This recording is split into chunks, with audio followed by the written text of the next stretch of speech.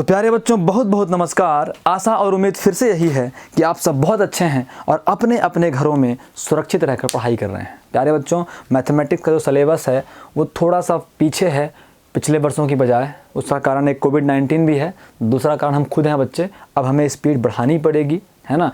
कोविड-19 का बहाना नहीं करना पड़ेगा, क्योंकि वास्तविकता तो ये है कि कोविड-19 ख़त्म होने के बाद दुनिया फिर से उसी गति से चलने लग जाएगी जिस गति से पहले चल रही थी, और उस गति में ये प्यारे प्यारे बच्चे पीछे ना रह जाएं। इसलिए बच्चों अब मैं रेगुलर मैथमेटिक्स के वीडियो अपलोड करूंगा। फिजिक्स भी एक वजह है मैथमेटिक्स का सिलेबस स्लो होने में, तो अब अपन पूरा फोकस मैथमेटिक्स में करेंगे बच्चे। उसके बाद जो समय बचता है उसमें बच्चे हम फिजिक्स देखेंगे।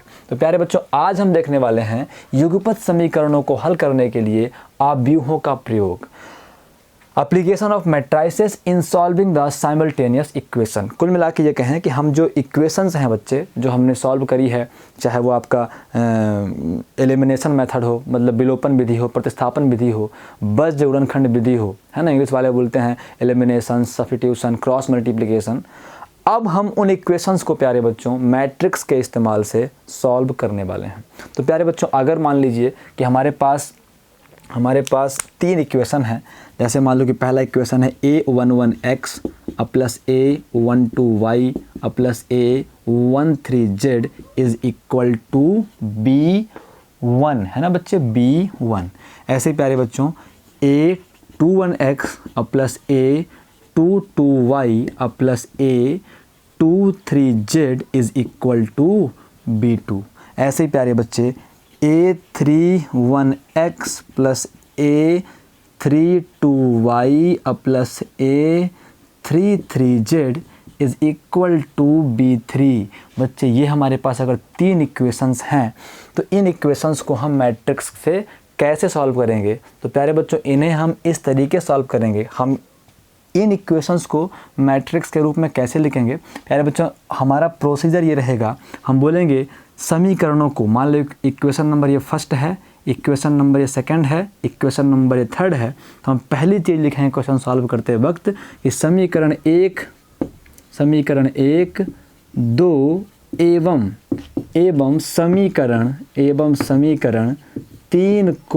समीकरण तीन को A X is equal to, एक कैपिटल एक्स रहेगा बच्चे, A X is equal to B के रूप में लिखने पर, ठीक है प्यारे बच्चों। तो ये A X is equal to B है। तो अब प्यारे बच्चों ये हमारा इक्वेशन नंबर क्या हो जाएगा, फोर्थ हो जाएगा। जहाँ बच्चे ए क्या रहेगा, यही मेन चीज़ है। ए क्या है, ए है बच्चों इन गुणांकों का जो है x का गुणांक, y का गुणांक, z का गुणांक। x, y, z के गुणांकों से जो मैट्रिक्स बनने वाला है, coefficient of x, y, z से जो मैट्रिक्स बनेगा बच्चे वो x होगा। मतलब कहने का कि a11 है ना बच्चे, a11, फिर y गुणांक है a12 और फिर a13। ऐसे प्यारे बच्चों सेकंड इक्वेशन जाएगी सेकंड रो में, तो a21 है, ये a22 है और ये a23 है। ऐसे ही प्यारे बच्चों थर्ड इक्वेशन जाएगी थर्ड रो में, तो ये है प्यारे बच्चों a31, a32 और a33। कोई दिक्कत प्यारे बच्चों को? आपको करना क्या है, आपको जो भी तीन इक्वेशन या फिर दो इक्वेशन दिए रहेंगे बच्चे, उन इक्वेशंस को आप x इक्वल टू बी के रूप में लिखने का प्रयास करना है।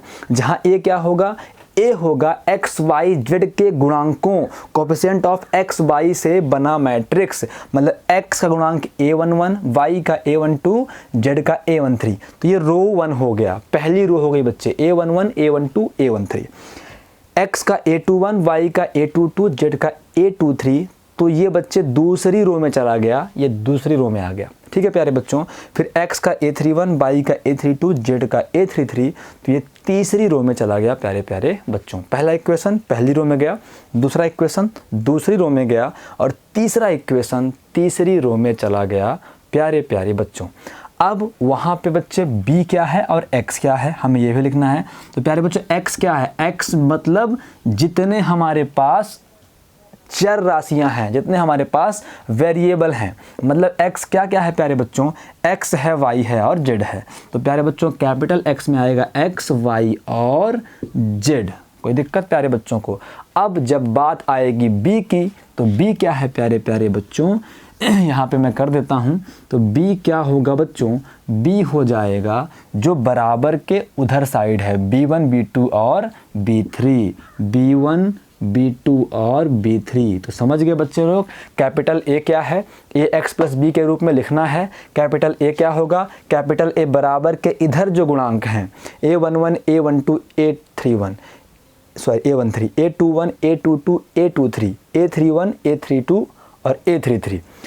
b क्या होगा, जो b बाई के उधर जो अचर राशियां हैं b1 b2 b3, और कैपिटल X क्या होगा, जितने हमारे पास वेरिएबल हैं, जितने हमारे पास चर हैं, x y z थे तो x y z। तो प्यारे बच्चों मैं इक्वेशन को मिटा रहा हूँ, इसको कैसे सॉल्व करेंगे हम वो देखते हैं बच्चों। तो हम बोलेंगे सिंस हमारे पास क्या है, ax is equal to b है, इसी रूप में लिखना है। समीकरण नंबर हमारा 3 था, ये 4 था। तो प्यारे बच्चों जहाँ a मिल गया, b मिल गया और x मिल गया, इससे हम इन्वर्स कैसे निकालेंगे प्यारे बच्चों, दोनों पक्षों में हम a इन्वर्स का गुणा कर देंगे, a इन्वर्स, तो a इन्वर्स बन जाएगा बच्चे b। तो a इन्वर्स इंटू a क्या होता है बच्चे, a इन्वर्स इंटू a क्या होता है, a पहले से था, a इन्वर्स का हमने गुणा किया, तो a इन्वर्स इंटू a होता है प्यारे बच्चों i, और यहाँ पे x is equal to a inverse b। बोलेंगे हम जानते हैं कि a inverse a is equal to इकाई आव्यूह होता है। ठीक है बच्चों, तो अब हम ये भी जानते हैं प्यारे बच्चों कि आप किसी भी आव्यूह में इकाई आव्यूह का गुणा करो तो वही आव्यूह आता है। मतलब हम बोल सकते हैं कि i इंटू ए प्यारे बच्चों क्या होता है, a ही होता है। किसी आव्यूह में आप i का गुणा करोगे तो वही आव्यूह आएगा। तो प्यारे बच्चों यहाँ भी हम क्या कर सकते हैं, यहाँ पे हम x इंटू आई x कर सकते हैं, तो x is equal to a inverse b। तो प्यारे प्यारे बच्चों समीकरण हल करना मतलब क्या होता है बच्चों, समीकरण हल करना मतलब होता है x, y और z के मान ज्ञात करना। आपने 10th क्लास में इक्वेशन सॉल्व करी थी, समीकरण हल किए थे, तो क्या किया था, इक्वेशन सॉल्व किया, समीकरण हल किया, मतलब x y की वैल्यू फाइंड करी आपने, x y के मान ज्ञात किए आपने। तो समीकरण जब भी हल करने की बात आएगी तो उस समीकरण में जितने हम उस समीकरण में जो वेरिएबल यूज हुए हैं प्यारे बच्चों, जो उसमें चर राशियाँ इस्तेमाल हुई हैं, उन्हीं चर राशियों का मान निकालना ही समीकरण को हल करना होता है। तो प्यारे प्यारे बच्चों x मतलब x y z के मान ज्ञात करना, x मतलब क्या है, x y और z है। तो प्यारे बच्चों इधर x मिल जाएगा, इधर a इन्वर्स b मिल जाएगा। दोनों पक्षों की हम तुलना करके x y और z के अलग अलग मान निकाल सकते हैं। तो प्यारे प्यारे बच्चों जब अपन क्वेश्चन सॉल्व करेंगे तो आपको समझ में आएगा।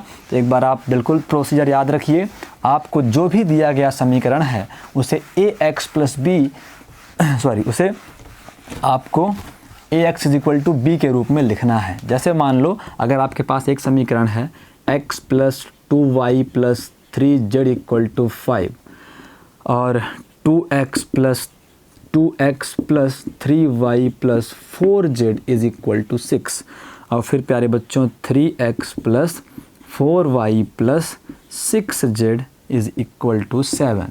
तो प्यारे प्यारे बच्चों कैपिटल A में क्या आ जाएगा, कैपिटल A में गुणांक x का गुणांक क्या है बच्चे 1 है, y का बच्चे 2 है, z का बच्चे 3 है।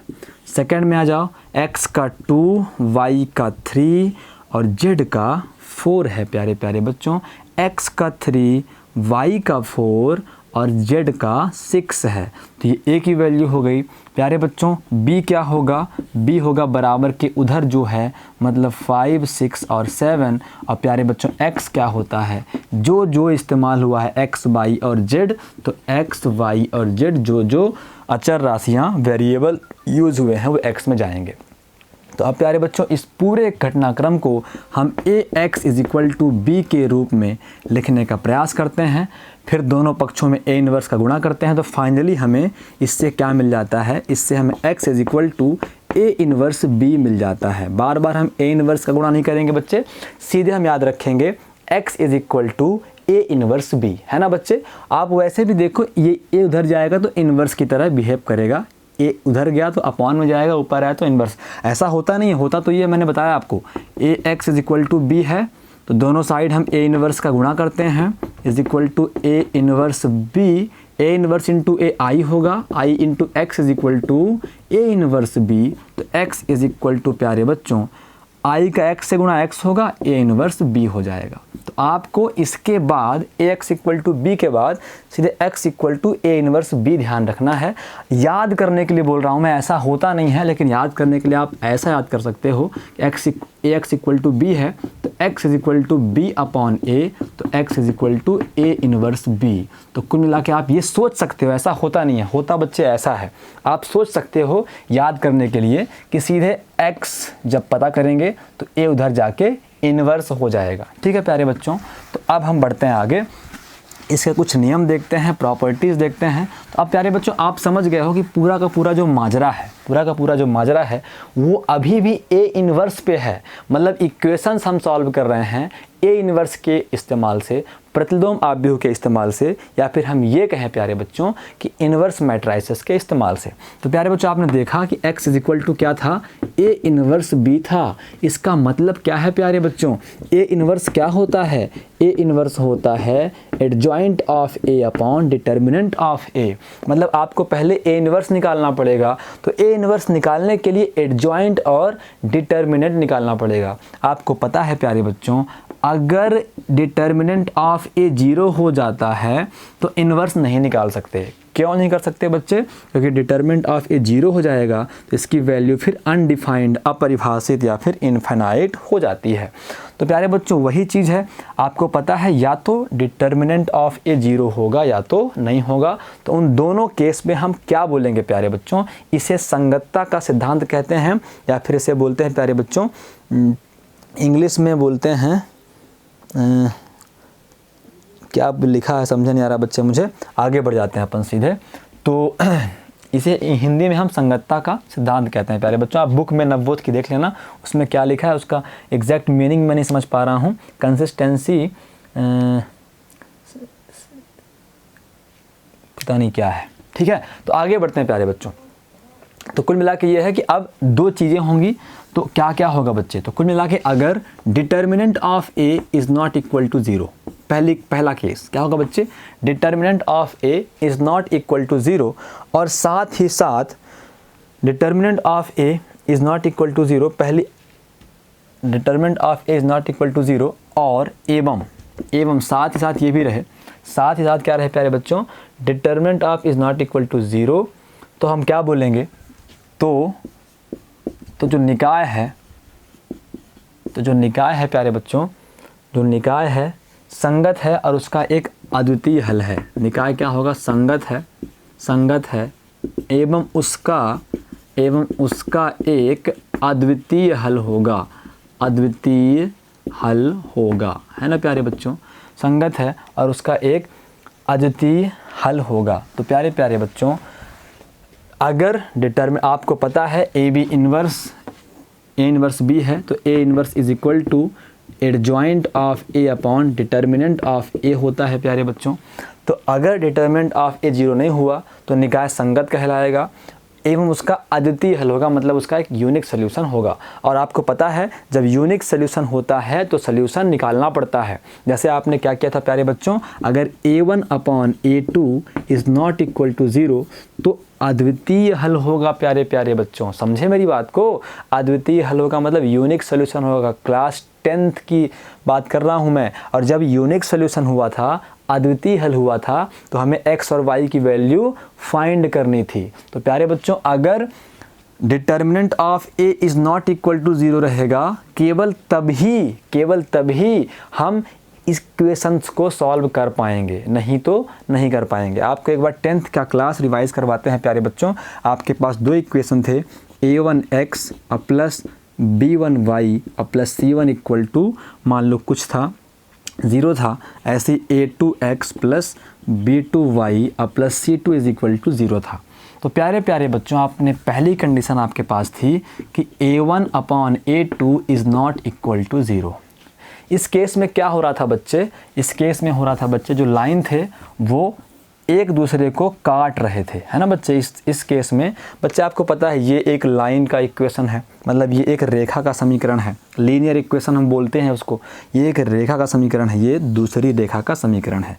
जब a1/a2 नॉट इक्वल टू 0 होता है, a1/a2 is not equal to 0 था कि नहीं, a1/a2 is not equal to, वहाँ पे था बच्चे b1/b2 था। ठीक है बच्चे, a1/a2 is not equal to b1/b2।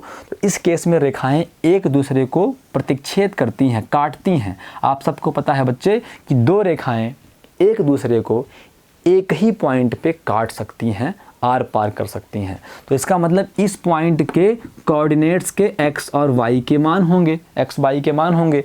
तो वही x y के मान हम इन दोनों को सॉल्व करके निकालते थे। तो जब दो लाइनें एक दूसरे को प्रतिच्छेद करेंगी, इंटरसेक्ट करेंगी, तो एक्स वाई की वैल्यू हम निकाल सकते हैं। इसका मतलब जब यूनिक सॉल्यूशन हुआ करता था, अद्वितीय हल हुआ करता था, तो हम इक्वेशंस को सॉल्व करते थे और एक्स वाई का मान निकालते थे।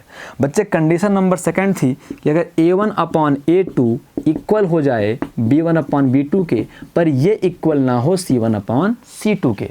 इस केस में बच्चे ये दोनों रेखाएं एक दूसरे के समानांतर थी। क्या थी बच्चे? ये दोनों रेखाएं एक दूसरे के समानांतर थी। और जब समानांतर होंगी बच्चे, तो कभी एक दूसरे को प्रतिच्छेद नहीं करेंगी, कभी एक दूसरे को काटेंगी नहीं प्यारे प्यारे बच्चों। तो जब वो काटेंगी नहीं तो एक्स वाई का मान नहीं मिलेगा। तो इस केस में हमने लिख लिया था कि कोई हल नहीं है ना प्यारे बच्चों, कोई हल नहीं है, नो सॉल्यूशन था प्यारे बच्चों।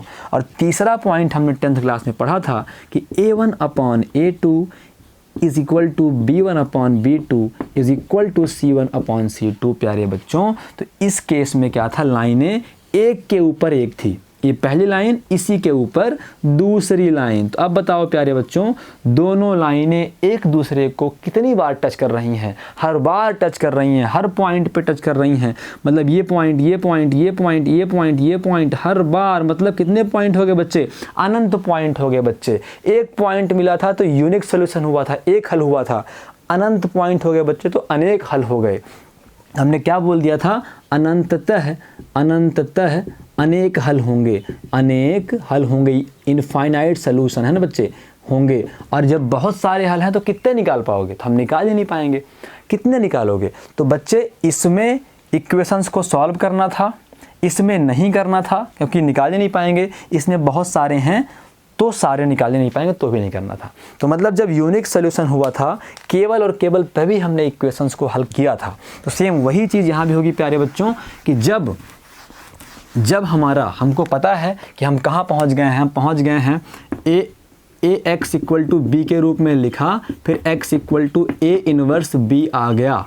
ठीक है बच्चों, ध्यान रहे a इनवर्स पहले रहेगा, b बाद में रहेगा। तो a इनवर्स पे पूरी कहानी डिपेंडेंट है, तो adjoint of a upon determinant of a होता है। तो पहली कंडीशन, अगर डिटर्मिनेंट ऑफ a 0 नहीं होगा तभी इनवर्स निकलेगा, है ना बच्चे। आपको पता है ना, ये 0 हो जाएगा तो इन्वर्स नहीं निकलेगा। तो डिटर्मिनेंट अगर 0 नहीं होगा तभी इन्वर्स निकलेगा, और जब इन्वर्स निकलेगा तो ही समीकरण हल होगा। समझे बात को प्यारे बच्चों? जब इन्वर्स निकलेगा तो ही समीकरण हल होगा प्यारे प्यारे बच्चों। तो इस केस में निकाय संगत है एवं इसका अद्वितीय हल है, मतलब कोई ना कोई एक सॉल्यूशन है। उसके बाद बच्चे सेकंड कंडीशन आती है इसमें। सेकंड कंडीशन कहती है यदि determinant of a is equal to 0, determinant of a is equal to 0। आपको पता है बच्चे, डिटर्मिनेंट 0 हो गया तो इन्वर्स निकाल ही नहीं पाएंगे, है ना प्यारे बच्चों, निकाल ही नहीं पाएंगे।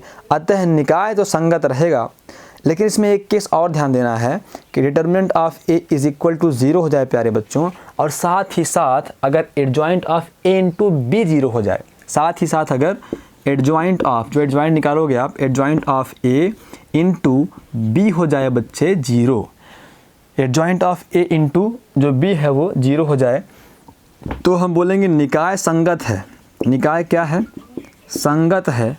निकाय संगत है प्यारे बच्चों, एवं उसके अनंत हल हैं, एवं उसके अनंत हल हैं, अनंत हल हैं। इनफाइनाइट सोल्यूशन है प्यारे बच्चे। उसके बाद नंबर 3 चीज़ ध्यान रखनी है प्यारे प्यारे बच्चों, 3 चीज़ ध्यान रखनी है। डिटर्मिनेंट ऑफ ए 0 हो गया, लेकिन जो adjoint of A into B है वो 0 नहीं हुआ प्यारे बच्चों, तो हम क्या बोलेंगे? तो हम बोलेंगे प्यारे प्यारे बच्चों कि जो निकाय है प्यारे बच्चों, निकाय मतलब सिस्टम जो है इक्वेशंस का असंगत